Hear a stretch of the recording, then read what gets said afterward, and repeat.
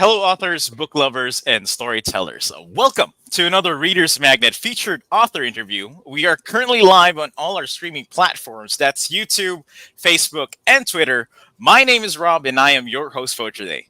And together with me right now is one of Reader's Magnet's featured authors, a semi retired from a professional career in the field of blindness and visual impairment who specializes in enhancing the employment success of a blind person for more than 45 years. A recipient of the Stephen Garf Merit Award for Lifetime Achievement from the American Foundation for the Blind, a retired athlete who is a wrestler, by the way, and the author of Stand Up or Sit Down Memories and Musings of a Blind Wrestler, Runner, and All Around Regular Guy, and also the author of the science fiction novella Vision Dreams, a Parable. Please help me welcome Mr. Anthony Candela. Mr. Anthony, how are you doing today? Doing very well, Rob. Thank you so much. Awesome, awesome. Well, it's so good to have you in this interview, and I would really love to know more about you. But hey, for all our viewers though that are not familiar with your books, can you please show us your books, Mr. Anthony? Sure. So here is the book that got Reader's Magnet's attention, my memoir, Stand Up or Sit Out. And also is my science fiction novella, Vision Dreams, a Parable. Awesome, awesome. So Anthony, with those two books that you have, though, want to ask you, what inspired the idea for your books? In the beginning, I was just having fun. I had a very dear friend who was a rather good and prolific writer, and I had hung around with her so much that the bug bit me. And so what started me on this was recollections of my life as a blind athlete. I was a wrestler, and then later I was a runner. And then I started thinking, wouldn't it be nice to tell the world about these experiences and maybe tell the world about them in a way where the lay public could understand how a blind person functions and how he does his sports.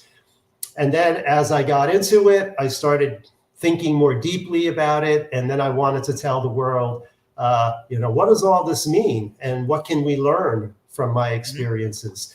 So it started out as an act of love, and it stayed that way. But then I wanted to communicate many things to the public. Wow, that's really hey, to all the viewers though, Mr. Anthony is you are blind, so people at least will be aware. But again, you are blind, but yet Yes. you had created these books. Like the impairment or being a somewhat different though is not something as a hindrance to what you can achieve though. Because look at you right now. 45 years within the career, a recipient of Stephen Gaff Merit Award, even helping other people in the field of blindness and vision impairment. That is something that only a few can achieve. And look at you. You are the epitome of that success. And I can really tell you that. But I want to just know more, Anthony, because again, with regards about writing the book, what was the most surprising things you learned in creating your book then? Well, the first thing that surprised me was that it stayed fun throughout, and I thought maybe it would start to become a rather arduous task. So the first thing that surprised me is that it stayed fun, but while it was still fun, the amount of work, the amount of concentration, perseverance, thinking, even obsession about the book just kept increasing. And I don't know if I was psychologically prepared to be as overwhelmed by my own project, and in a very willing and loving way, though. I was happily overwhelmed, but I think that was what surprised me the most, is just how much discipline and hard work it is. The writing, the creative process, putting words down on paper, as it were, and the good old editing process over and over and over. All those things were a bit of a surprise to me. Well, hey, as people though who do books though, it's not. It's really an arduous task though, especially that you have this project. Because again, especially when it comes to the constant editing of your work, that will be a hell of a job to do though. You got to make sure that everything's perfect, grammar, syntax. Make sure that everything is good to go. And I know that you went through it, and I think it was a hell of a time on your end as well, right? Yes, and there's the same point where we have to get help. We all do it, and it's no different for me as for anybody else. You have people who will read your Hmm. material and critique, and then other people who will fix things that you're missing. And Hmm. you really shouldn't do this alone. If you have a network, use it. If you don't have a network, develop one, because having that network to help you write is a very important thing. Yep, agree that. Really awesome. But Anthony, again, you are an author, you're a writer, but for other people though, so at what point do you think that someone should call themselves a writer then? Well, I would call myself a writer, which I'm going to distinguish between writer and author, because Mm, there's a need for that distinction, I believe. Um, I would call myself a writer when I was so prolific and so continuous in my output and in my production. One book after the next, for a long enough stretch of time, that the act of creating and the act of writing has finally become so organically a part of me that I don't even think about it anymore. I just keep producing. And I don't think that I am that person right now. I consider myself an author. So an author is somebody who puts works together, pieces together, but he does it in bursts. He mm-hmm. has a burst of inspiration for a couple of years, and he comes out with a memoir.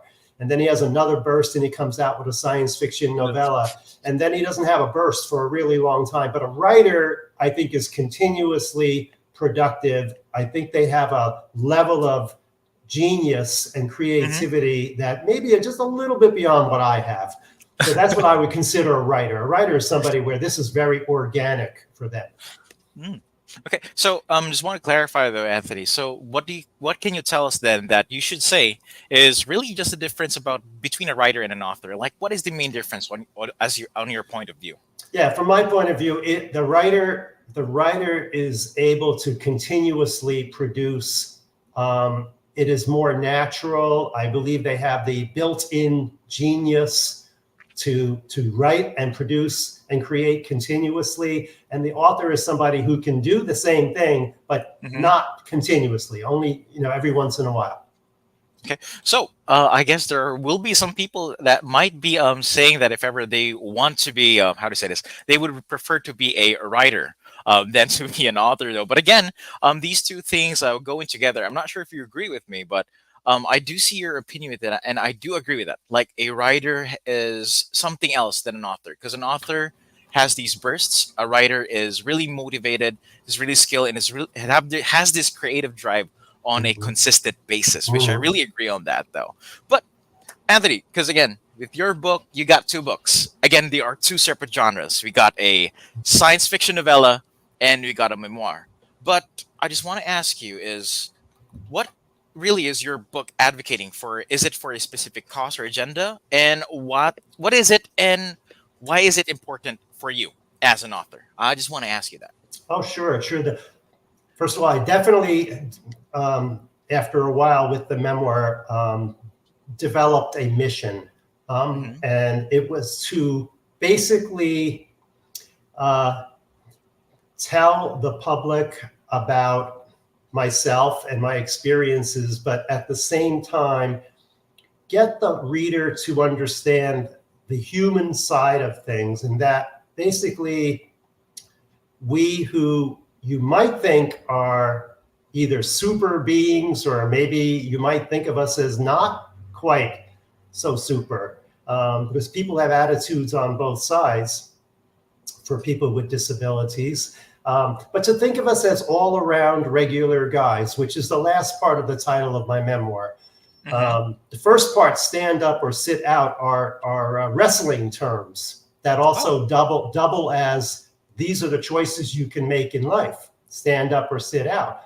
But Mhm. they are wrestling terms, so it's a double entendre. But the last part, being an all-around regular guy, means that somebody who is trying to do something that you would not think he can do is doing that with all of the same human failings that everybody else has.